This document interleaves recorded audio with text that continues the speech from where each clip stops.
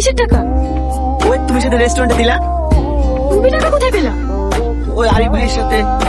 ধার করে তো না মানে সামনে এসে বেতন পাইয়ে দিতে দেবো। টনি, ছি ছি ছি ছি ছি। লজ্জা করে না তোমার? লোকের কাছে হাত পাততে এত বড় টেনশন সারাদিন লোকের কাছে টাকা সংসার চালাতে হবে। দুদিন বাদে তোমার গয়না বেঁচে খেতে লাগবা।